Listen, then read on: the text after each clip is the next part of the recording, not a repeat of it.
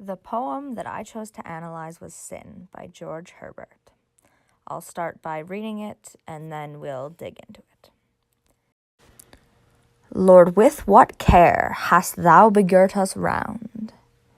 Parents first season us, then schoolmasters. Deliver us to laws, they send us bound. To rules of reason, holy messengers. Pulpits and Sundays, sorrow-dogging sin. Afflictions sorted, anguish of all sizes. Find nets and stratagems to catch us in. Bibles laid open, millions of surprises. Blessings beforehand, ties of gratefulness. The sound of glory ringing in our ears. Without our shame, within our consciences. Angels in grace, eternal hopes and fears. Yet all these fences and their whole array, one cunning bosom sin blows quite away. All right, to begin, the speaker. You'll notice the pronoun that he uses is us, which I think is quite interesting because it shows us that he is speaking of his own thoughts. So the poet is the speaker, but he's also generalizing to speak for a group. So these are his feelings, but he feels they represent the feelings of a group. The group being the general population. Now that we've identified speaker, we can move on to situation. Now I've noticed something about poems that is true most of the time. Usually the more general the audience of the poem, the more general the situation. So in this case, we can see he's not really addressing anyone in particular. He's just speaking to the world about what he believes the nature of human beings is. This translates to our situation being sort of general too. There's no clear specific event that drove this poem to be written. We can tell because of the nature of it that he's struggling with sin, and as such, he might be at a low point in his life or a point where he has to make a very difficult decision. So he's got that sort of state of mind, but he doesn't reference one particular event. The next thing I'd like to talk about is structure.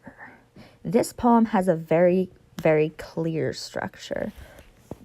You can see immediately, without even reading through the content of the poem, that he uses indents to create 3 quatrains and a couplet. Now I know what you're thinking, 3 quatrains and a couplet. I might have heard this once before. Here we have a Shakespearean sonnet through and through. There's a little more evidence towards it. One of those things being the rhyme scheme, A, B, A, B, C, D, C, D, E, F, E, F, G, G. One final bit of evidence that this is a Shakespearean sonnet is that we can see in all 3 quatrains, they're talking about how they were raised to be good, pulpits and Sundays, Bibles laid open, angels in grace, that sort of thing, how humans are trained sort of to be uplifting and holy people. And then in that last couplet, yet all these fences and their whole array, one cunning bosom sin blows quite away. So, humans are supposed to be good, supposed to be good, supposed to be good. And then you have that shift of attitude in the couplet where, clearly we're supposed to be good, but we all have those sins that we keep in our heart that completely destroy that. The whole notion that has been created in the first 3 quatrains. The author takes a pessimistic tone throughout this poem. You can see that he dislikes the notion of his own sin and of the sin within humans, but he also is not particularly favorable towards the religious teachings of the time. He feels that even though he was raised and all of these morals were pounded into him, they don't end up being particularly useful. In fact, he seems to see them as trapping him in a way. You can see this in Deliver Us to Laws, They Send Us Bound. find nets and stratagems to catch us in, blessings beforehand, ties of gratefulness. He uses all of these literary devices to compare the church's teachings to being trapped. And in the end, yet all these fences and their whole array, one cunning bosom sin blown quite away.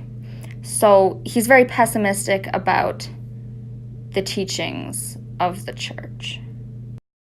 I'd say that one of the most important themes in this poem is perfection.